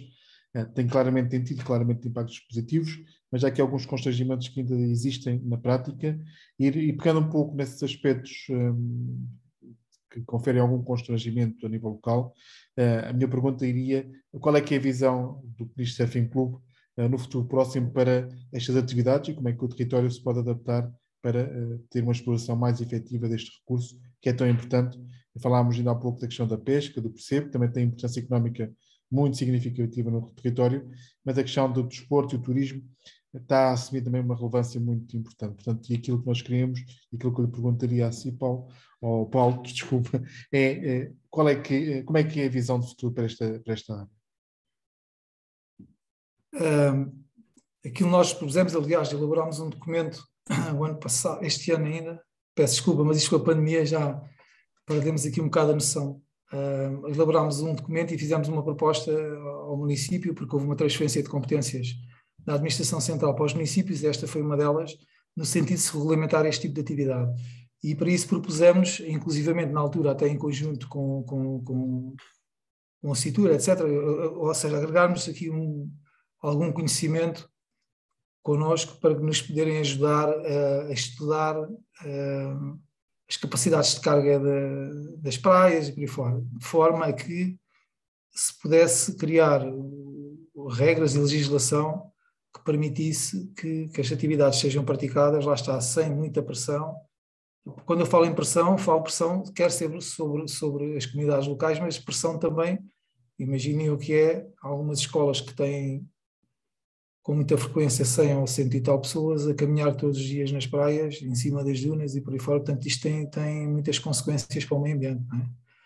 E então nós quisemos elaborar esse documento, que fosse um documento abrangente, que tivesse em conta as diversas dimensões, quer ao nível económico ou financeiro, quer ao nível ambiental, e pronto, e agora isso carece obviamente de tempo. Já existem outros estudos feitos, mas pensamos que, portanto, o primeiro caminho será efetuar esse estudo para que no futuro se possa regulamentar. E o regulamentar vai passar por diminuir o número de agentes. Será o caminho dizer às pessoas que naquela praia quais serão os sítios onde se poderão praticar, porque temos que separar aquilo que são as experiências daquilo que são as pessoas que são desportistas e que utilizam, que já têm algum nível mais avançado na prática destes esportes e que pretendem, portanto, as praias têm que ser catalogadas, tem que se dizer onde é que se pode fazer o quê, em que condições, e deixar disponível também as praias para as pessoas que só querem praticar desporto, não querem competir, não querem, se fazem por lazer. Portanto, e isso é muito importante que seja tudo regulamentado e depois que haja fiscalização, como é óbvio, não é? Mas quando já se sabe, quando há muito dinheiro a rolar, depois as pessoas têm tendencialmente não quererão que as atividades sejam regulamentadas, que assim é muito mais fácil, não é? Obrigado, Paulo. Também passar aqui um pouco para a assistência, se tem alguma questão para o Paulo e para o Peniche Surfing Club, relativamente à importância que o turismo e a questão do surf assume aqui no território. Já agora dizer, e com a tua ajuda, a CPEA já foi nosso, já tivemos em eventos nossos a CPEA com exposições e no fundo para sensibilização de quem nos visitava. Por exemplo, nós temos um evento em que levamos as escolas todas durante uma semana e convido quem quiser estar presente. Normalmente é a última semana de maio. Agora, com esta questão da pandemia, não sabemos como é que vai ser para o ano. O que nós fazemos é vamos às escolas todas, neste caso do Concelho de Peniche, mas não só, também outras escolas que entretanto quiseram participar. Nós, se não tivesse sido esta questão, o ano passado teríamos cerca de 15 mil crianças, jovens, adultos e séniores, porque nós promovemos a intergeracionalidade, e eles passam um dia inteiro connosco durante uma semana, vão rodando, não é? E durante essa semana eles entram num circuito, os eventos são sempre feitos na praia, porque têm atividades náuticas, e entram num circuito onde as primeiras atividades que têm a ver com a sensibilização ambiental e por aí fora. E é ali que temos todos os miúdos de todas as escolas, e é uma oportunidade única para que as outras associações, nós convidamos todas a estarem connosco, todas, e é uma oportunidade única para estarmos em contato com aquela comunidade toda. Portanto, de repente, numa semana, qualquer uma das vossas associações, se tiverem interesse nisso, podem estar a contactar com 10 ou 15 ou 20 mil pessoas. A maior parte são meninos até ao 7º, 8º ano. Depois os outros são sempre mais difíceis, mas esse é o nosso público maioritário. Depois são os séniores. Temos lá muita gente e posso-vos dizer que fizemos já com algumas associações ambientalistas lá alguns circuitos em que aquilo tem um carácter altamente pedagógico. E a STM, mais uma vez, a Escola Superior de Desporto Rio Maior, a FMHs, etc., temos uma série de instituições de ensino superior que se associam a nós e que utilizam, entre aspas, num sentido positivo, aquele evento. No fundo, também há vários cursos que a avaliação deles é feita naquele evento. Portanto, aquilo é um evento gigante, é uma coisa muito grande, e já sabem, fica aqui lançado já o repto para as associações que quiserem estar presentes connosco. Nós estamos a tentar perceber como é que vamos fazer para o ano. Normalmente nesta altura já estamos a ter reuniões com os parceiros. Este ano ainda não temos porque a Autoridade Nacional de Saúde nos pediu que nós aguardássemos um pouco para tentarmos perceber o que é que vem nos próximos tempos e para tentar perceber como é que poderíamos ou não fazer esse evento, porque é muita gente junta, não é? Proveniente de vários sítios diferentes. É bom manter essa chama acesa desse grande evento e também de ter bem identificado aquilo que possa ser o futuro desse evento e a participação de diferentes entidades, porque eu também comungo da opinião do Paulo, que é um evento que deve ser continuado, deve ser ainda mais enriquecido, porque tem um impacto brutal, quer nas escolas, quer também na comunidade. Eu atreveria-me aqui ao Nuno Oliveira, a Cepeia é a cidade portuguesa, mas qualquer dia é a cidade de Peniche, Estudo das Aves. Portanto, tal é o impacto e o empenho que tem aqui nesta região e que nós agradecemos enquanto território, não é? Então, meio a brincar, meio a sério, porque ainda há pouco, fazendo já aqui a ponte para já quase o resumo desta noite de Chava Longa, o Nuno referiu ali bem aquilo que tem sido o trabalho e o empenho da Cepeia neste território, já desde 2008, 2009, por aí, não é? Daquilo que estava ali a mostrar. Portanto, há aqui um conjunto de projetos que têm vindo a desenvolver, de ser desenvolvidos e que têm claramente dado vantagens a este território. Não é? O projeto LIVE é um projeto emblemático que foi desenvolvido pela Cepeia e contribuiu muito para aquilo que são os objetivos da Reserva da Biosfera das Belengues, e agradeço por tal, mas já agora a questão resultante do LIVE e de outros projetos, o Anzol Mais, que é aquele mais próximo, quer dizer, em termos temporais, está sendo desenvolvido.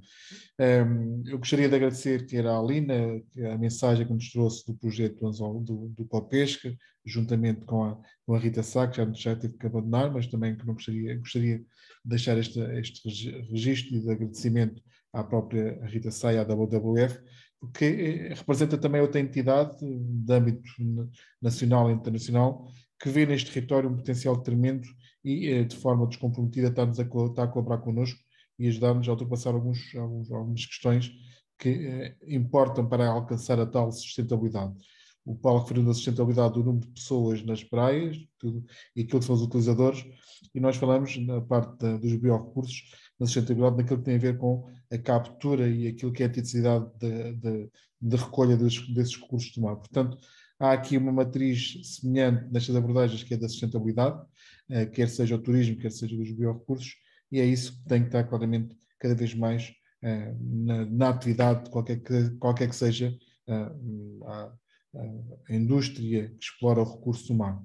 Portanto, resta-me agradecer a todos aqueles que participaram nestas palestras, à Cepeia, ao Nuno, à Alina do Maré, a Rita Sá, da WWF e ao Paulo Ferreira do Peniche Surfing Club, e também à audiência que despendeu ou investiu um pouco do seu tempo para estar aqui connosco nesta noite de Chava Longa, mas que acho que foi muito frutuosa naquilo que foi a partilha de conhecimento e também o estimular de projetos futuros, certamente. Portanto, resta-me então agradecer, desejar-vos uma boa noite, até breve e obrigado por terem estado connosco.